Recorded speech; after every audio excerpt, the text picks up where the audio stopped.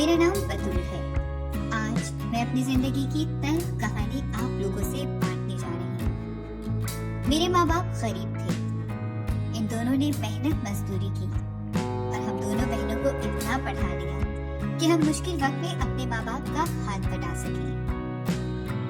میرا نام بطول اور میری چھوٹی بہن کا نام زہرا تھا۔ ہمارا کوئی بھائی نہیں تھا، مگر میرے ماں باپ نے کبھی ہمارے سامنے اس بات کا شکوہ نہ کیا کہ ان کا بیٹا نہیں ہے۔ ہم دونوں بہنوں نے تعلیم کے بعد پرائیویٹ ادارے میں نوکری کر لی اور بیٹوں کی طرح اپنے ماں باپ کا ہاتھ بٹانے لگے۔ زندگی کی صبح شام بیت رہی تھی کہ انہی دنوں میں میرے لیے نعمان کا رشتہ آیا۔ اس کے گھر والے مجھے پسند کر گئے تو میرے امی ابا بھی اس کا گھر بار دیکھنے گئے۔ انہیں نعمان اچھا لگا۔ نعمان کی ایک بہن تھی اور والدہ۔ والد حیات نہیں تھے اور خود نعمان دبئی میں نوکری کرتا تھا۔ سادگی سے ہماری شادی ہو گئی۔ شادی کے چند ہفتے بعد نعمان واپس دبئی چلا گیا۔ میں نے اپنی جاب شادی کے بعد بھی جاری رکھی کیونکہ میں اپنے ماں باپ کی مدد کرتی تھی۔ وہ دونوں اب بوڑھے ہو چکے تھے اور کام کاج کے قابل نہیں تھے، اس لیے میں اور میری بہن شادی کے بعد بھی جاب کرتی تھی تاکہ ان کو سپورٹ کر سکیں۔ یہاں ایک اور ذکر کرنا بھی ضروری ہے کہ میری شادی سے پہلے میرے ایک کزن بھی میرا رشتہ مانگنا چاہتے تھے، مگر کچھ خاندانی مسائل کی وجہ سے ان کو انکار کر دیا گیا تھا۔ اس سے زیادہ میں اس وقت کچھ نہیں جانتی تھی۔ خیر، میں بتا رہی تھی کہ نعمان دبئی سے پیسے بھیجتا جو کہ بینک میں میری ساس کے اکاؤنٹ میں آتے تھے۔ میں نے پیسے نکلوا لیے، گھر کا ضروری سامان خریدنے، بل ادا کرنے کے بعد کچھ رقم میرے پاس بچ گئی تو میں بازار چلی گئی۔ اپنے لیے 2 سوٹ خریدے، ایک سوٹ اپنی نند اور ساس کے لیے بھی خریدا۔ میری پسند کے کپڑے تھے، میں نے بہت شوق سے سلائے۔ ابھی ایک بار بھی نہیں پہنے تھے کہ ایک دن میں نے الماری سے سوٹ نکالے تو یہ دیکھ کر دنگ رہ گئی کہ میرے دونوں نئے سوٹ کٹے ہوئے ہیں۔ دامن سے لے کر گلے تک قمیض جیسے کسی نے کینچی سے کاٹی ہو۔ مجھے بہت دکھ ہوا اور پریشانی بھی کہ یہ سب کیا ہوا۔ میں نے دونوں قمیضیں لے جا کر اپنی ساس اور نند کو دکھائی اور پوچھا، امی یہ دیکھیں میرے نئے کپڑوں کا کیا حشر ہوا پڑا ہے۔ اوہو، وہ دونوں بھی یہ دیکھ کر حیران رہ گئیں اور کہنے لگیں کہ ہم کیا کہہ سکتے ہیں کہ یہ کیا ہوا اور کس نے کیا۔ خیر، 2-4 دن کے افسوس کے بعد یہ بات آئی گئی ہو گئی۔ میں بھی بھول گئی اس بات کو۔ میرے وہم و گمان میں بھی نہ تھا کہ ایسا کچھ دوبارہ ہوگا۔ میں امی کے گھر گئی۔ 2-4 دن رکنے کے بعد جب واپس آنے لگی تو میں اور میری بہن بازار گئے۔ ہم دونوں نے ایک سوٹ خریدا۔ سوٹ سلوانے کے بعد میں نے احتیاط سے تہ لگا کر الماری میں رکھ دیا۔ کچھ دن بعد میرے آفس میں ایک پارٹی تھی۔ میں نے وہی سوٹ پہننے کا ارادہ کیا۔ رات کو سوچا کہ کپڑے استری کر کے ابھی رکھ لیتی ہوں، صبح کیا پتا کئی بار لائٹ بھی نہیں ہوتی ہے موقع پر۔ خیر، میں نے اپنے کپڑے نکالے تو حیرت سے میرا منہ کھلا رہ گیا۔ اس سوٹ کا بھی وہی حال تھا۔ میری آنکھوں میں آنسو آ گئے۔ یہ کیا ہو رہا ہے میرے ساتھ؟ میرا دل بجھ گیا۔ صبح نوکری سے واپسی پر میں امی کی طرف چلی گئی۔ ان سے اس بات کا ذکر کیا تو انہوں نے نئی پریشانی میرے ذہن میں ڈالی کہ ہو سکتا ہے یہ جنات کی حرکت ہو، کیونکہ اکثر سنا ہے شرارتی جنات لوگوں کو اسی طرح نقصان پہنچا کر خوش ہوتے ہیں۔ خیر، امی کے کہنے پر میں نے چاروں کل پڑھ کر دم کرنا بھی شروع کر دیا۔ میں نماز کے بعد چاروں کل پڑھتی اور اپنے کمرے میں ہر جگہ پھونکتی تھی۔ زندگی یوں ہی دبے پاؤں گزر رہی تھی۔ نعمان کا کبھی کبھی فون آ جاتا۔ میں نے اس سے پوچھا کہ وہ کب آئے گا ہم سے ملنے، تو اس نے یہ کہہ کر ٹال دیا کہ اتنی دور سے اتنی جلدی آنا ناممکن ہے۔ میری کپڑے کٹنے کا سلسلہ رکا نہیں تھا۔ جب میں کوئی نیا سوٹ خریدتی اس کے ساتھ یہی ہوتا تھا۔ اب میں ذہنی طور پر پریشان رہنے لگی تھی۔ ذہن بکھرا ہوا اور الجھا ہوا رہتا۔ میں کسی بات پر توجہ مرکوز نہ کر پاتی۔ اگر کوئی بات کرتا تو اسے 2-3 دفعہ کہنا پڑتی۔ مجھے اپنا آپ بیمار سا لگنے لگا تھا۔ کہیں جانا ہوتا تو میں زہرا سے کپڑے لے کر پہنتی۔ میرے اپنے پاس ایک بھی ڈھنگ کا جوڑا نہ تھا۔ کبھی کبھی یہ صورتحال مجھے اتنا پریشان کرتی کہ میں رونے لگ جاتی۔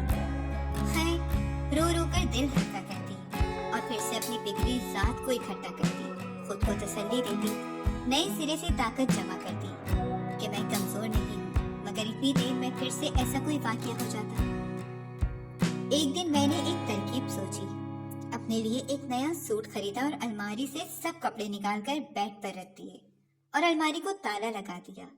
कमरे की लाइट बंद कर दी और खुद बेड के नीचे झुक गई। बेड के नीचे मैंने एक मोटी चादर बिछा दी ताकि फर्श से ठंड न लगे। इस दिन कुछ न हुआ, सूट सही सलामत था, मगर मुझे तब तक ये ढोंग करना था जब तक मैं ये सब करने वाले को पकड़ न लेती। सारी रात फर्श पर लेटने से मेरी कमर में शदीद दर्द था, मगर मैं देखना चाहती थी कि कौन कब और किस वक्त ये सब करता है।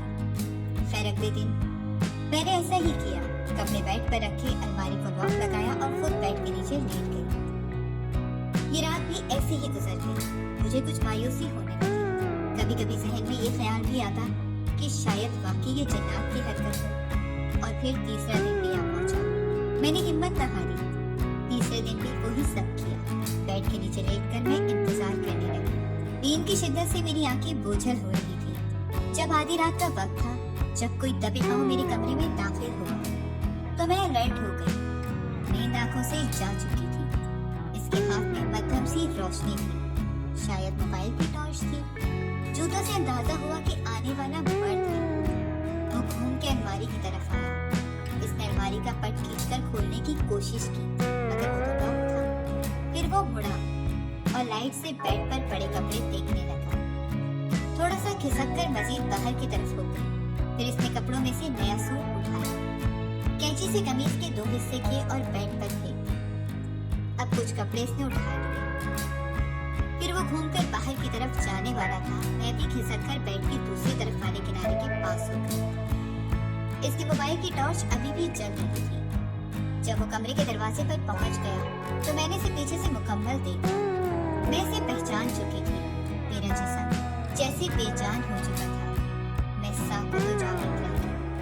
मेरे वजूद में इतनी ताकत न थी कि मैं बाहर निकलती और इसे आवाज देती, मगर मुझे ये करना था क्योंकि इसीलिए तो मैंने सारा ढोंग रचाया था, ताकि इसे रंगे हाथों पकड़ सकूं। मैं फौरन बेड के नीचे से निकली। इतनी देर में वो सहन में पहुंच चुका था। मैंने इसे आवाज दी, रुको नुमान, कहाँ जा रहे हो? वो पलटा और इसके हाथ से कपड़ों का ढेर नीचे गिर गया। वाह नुमान, तुम्हें कहा कि कब मिलने आओगे तो तुम्हारा जवाब था कि इतनी दूर से जल्दी आना नामुमकिन है, मगर मेरे कपड़े काटने के लिए तो तुम दुबई से हर दूसरे माह आ जाते हो। वाह वाह, मैंने तालियां बजाकर इसे दाद दी। वो अपनी जगह दंग खड़ा था। मेरी आवाज सुनकर मेरी सांस और नस भी बाहर आ गई थी। इनके फक चेहरों की तरफ देखकर अंदाजा हो रहा था कि वो इस हकीकत से पहले से वाकिफ है। बात की कहानी कुछ यूं कि नुमान दुबई में था ही नहीं। वो रिक्शा ड्राइवर था और कई दूसरे रिक्शा ड्राइवरों के साथ जो दूर दराज के गांव से रहने वाले थे।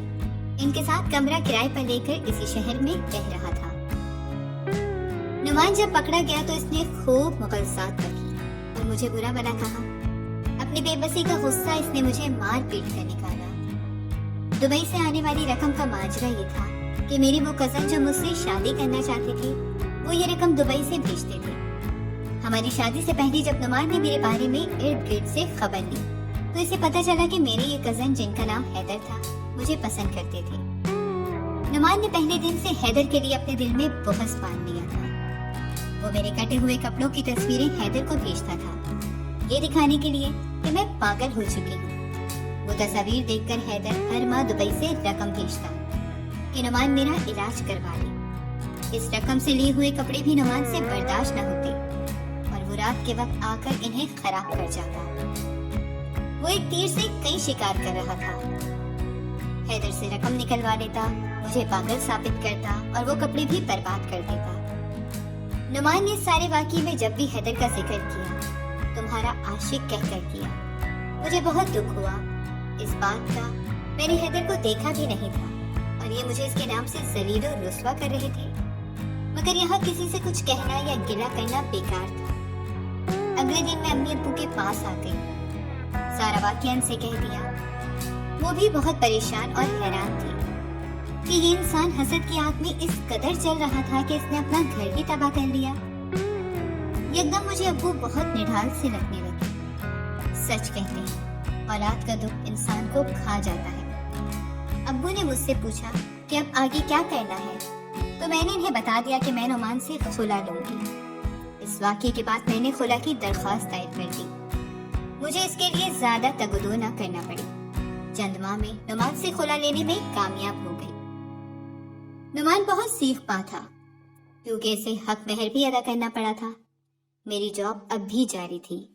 امی ابو نے کہا کہ میں جاب چھوڑ دوں, کچھ دیر ریسٹ کروں, مگر مجھے یہی مناسب لگا کہ میں گھر بیٹھ کر ہر وقت سوچنے سے بہتر ہے جاب جاری رکھوں.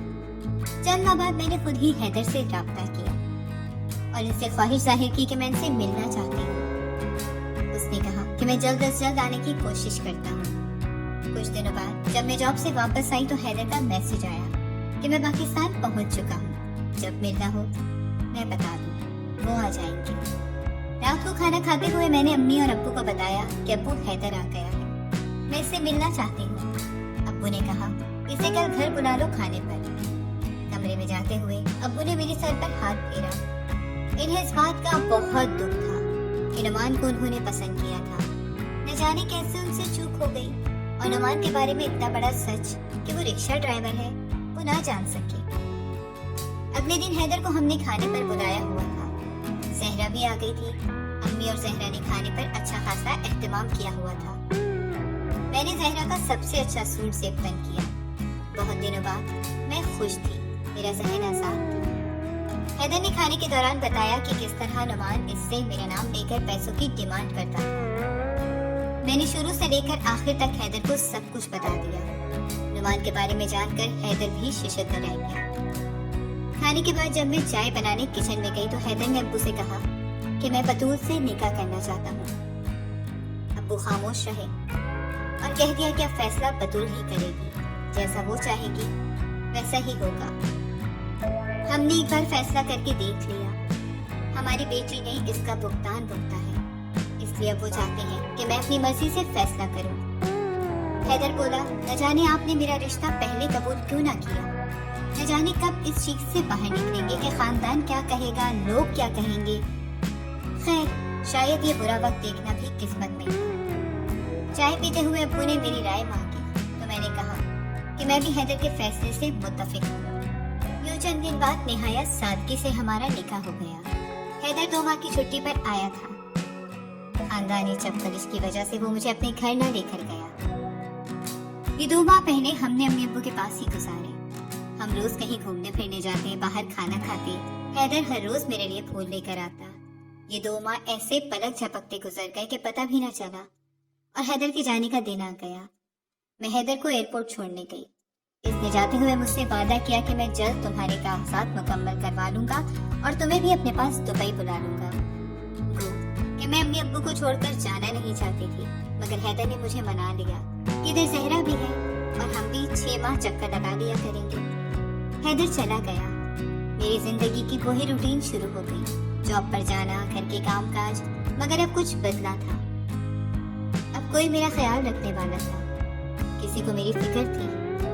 وہ روز رات کو فون کرتا, مجھ سے ڈھیروں باتیں کرتا. اب جب میں پیچھے مڑ کر دیکھتی ہوں تو پچھلی زندگی ایک بھیانک خواب لگتی ہے. میں شکر ادا کرتی ہوں کہ وہ بھیانک